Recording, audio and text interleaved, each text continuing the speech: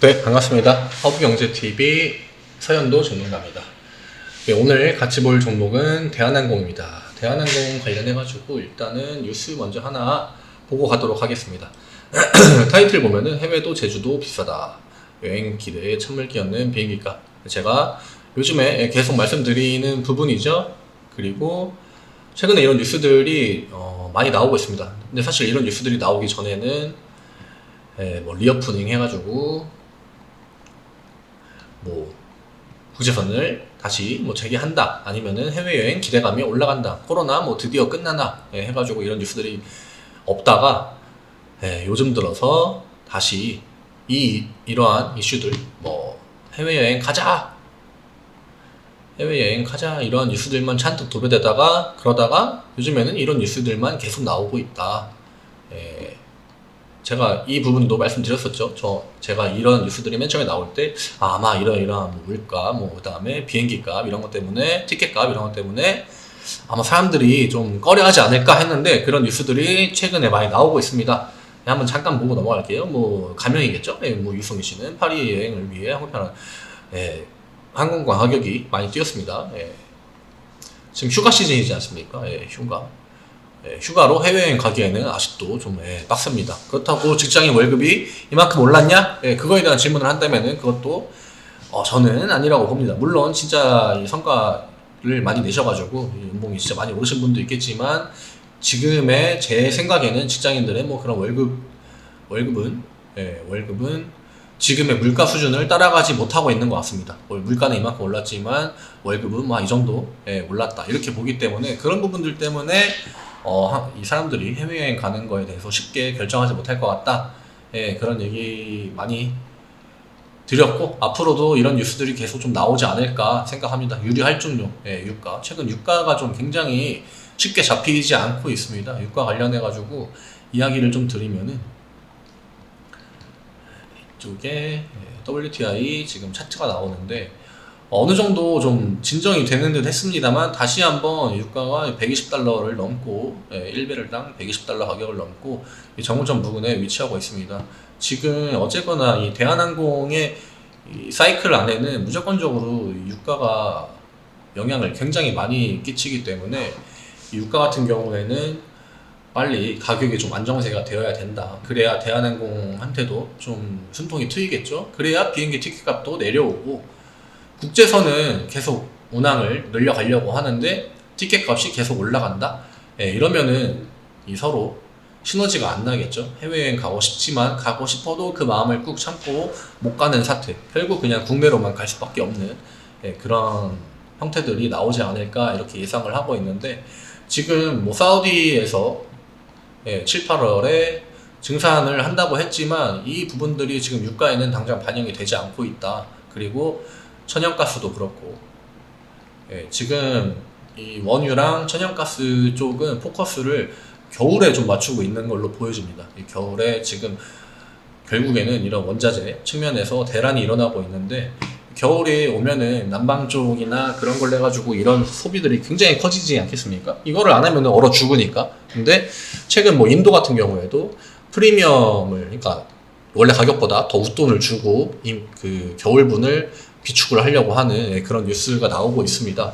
그렇기 때문에 이러한 좀 유가나 천연가스나 이런 가격들이 좀 빨리 안정세를 찾아야 이 대한항공의 지금 국제선, 지금 화물로 버티고 있는데, 이 화물이랑 국제선의 밸런스가 좀 맞아야, 원래는 이 노선 매출 비중이 훨씬 높았거든요. 근데 지금 한 1년, 2년째 화물 비중이 높게 잡혀 있는데, 이 부분이 빨리 개선이 되어야 되지 않을까, 이렇게 생각을 합니다.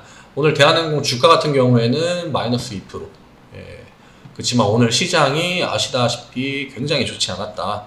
외국인들의 매도세가 어마어마하게 나왔습니다. 그리고 코스피 같은 경우에도 바로 장 시작하자마자 2600 아래로 밀렸죠. 아래로 밀렸고, 어떤 부분이 좀 요인이 컸나 하면은, 일단 기본적으로 전날 미국 시장이 많이 빠졌습니다. 미국 시장 많이 빠졌고, 오늘 이 미국 시장이 많이 빠진 거에 이어서 바로 외국인들의 폭탄이 이어졌다. 여기서 가장 큰 비중을 차지하는 거는 우리나라 코스피의 절반 정도를 차지하는 삼성전자. 예, 사실 오늘 대한항공의 하방 압력은 다소 좀 강할 수밖에 없었다. 여기에 이 글로벌 증시의 흐름과 그 다음에 유가 이슈도 있겠죠. 그 다음에 뭐 그 외 기타적인 뭐 두창 같은 제가 말씀드린 뭐 두창 같은 이슈도 계속해서 흘러나오고 있습니다. 뭐 관련주들도 계속해서 움직이고 있는 상황이고 이게 몇 가지 부분들만 해결되면은 금세 좋아질 것 같은데 대한항공이 그 부분에 있어서 굉장히 좀 어려움을 겪고 있다. 주주분들도 굉장히 좀 답답하시지 않을까. 제가 대한항공을 보유하고 있다면은 정말 이 상황이 좀 짜증날 것 같습니다만 쉽게 해결될 기미가 보여지지 않고 있다. 그리고 대한항공은 이 화물 실적이 발표될 때 주가가 이때 정도에 위치하고 있었는데 결국에는 이 주가를 뛰어넘으려면은 제가 말씀드린 그러한 부분들이 좀 개선이 필요하다. 그렇지 않으면은 이때보다 더 좋은 평가를 받기가 힘들 거다. 다만 화물로 매출을 어느 정도 유지해주고 있기 때문에 그러한 부분들이 개선되지 않은 시기에는 어느 정도 이 박스권 구간 안에서 지속적으로 움직임을 보여주지 않을까. 그러다가 어느 정도 뭐 유가나 그러한 뭐 감염병 이슈, 규제 완화 이런 것들이 좀 해결이 된다고 하면은 차츰차츰 벗어나지 않을까. 그러다가 정말 좋은 모멘텀이 딱 나오면은 이 정고점을 딱 뛰어넘지 않을까. 저는 대한항공을 나쁘게 보지는 않고 있습니다. 그리고 장기적으로 본다면 긍정적으로 보고 있고요.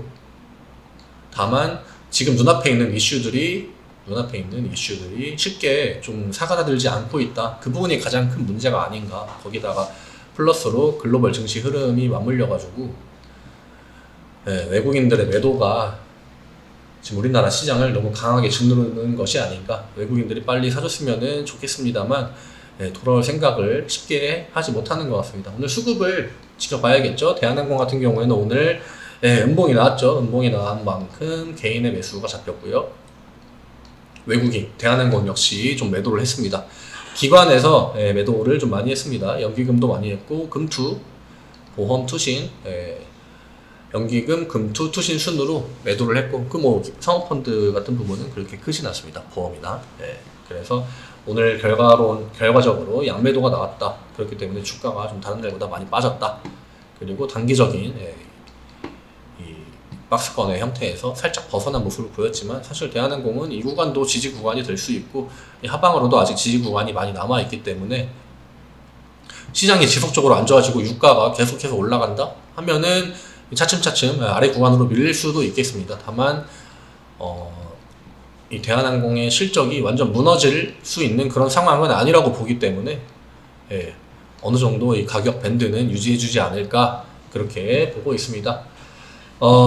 이번 주 굉장히 좀 힘들었습니다. 대한항공 차트에도 명확하게 보이겠지만 이번 주 월요일날 휴장이었기 때문에 4거래일 내내 하락의 움직임이 좀 나와줬는데요.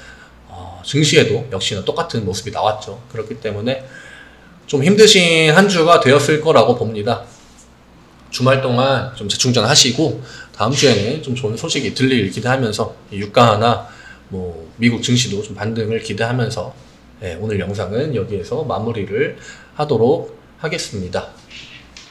감사합니다.